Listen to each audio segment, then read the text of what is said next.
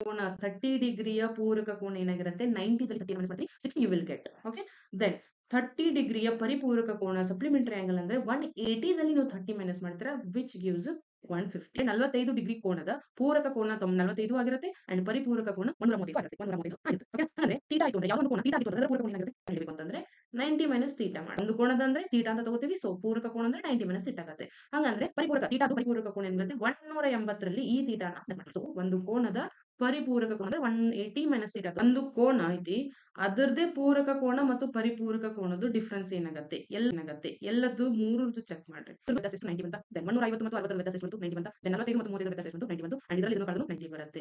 ಏನ್ ಹಂಗಂದ್ರೆ ಏನು ಕನ್ಕ್ಲೂಷನ್ ಮಾಡಬಹುದು, ಯಾವುದೇ ಒಂದು ಕೋನದ ಪೂರಕ ಕೋನ ಮತ್ತು ಪೂರಕ ಕೋನ ಅಂದ್ರೆ ಕಾಂಪ್ಲಿಮೆಂಟರಿ ಆಂಗಲ್ ಮತ್ತು ಪರಿಪೂರಕ ಕೋನದ ವ್ಯತ್ಯಾಸ ಯಾವಾಗಲೂ ಯಾವಾಗಲೂ ಅಂದ್ರೆ ಯಾವಾಗಲೂ 90 ಡಿಗ್ರಿ ಆಗಿರುತ್ತದೆ.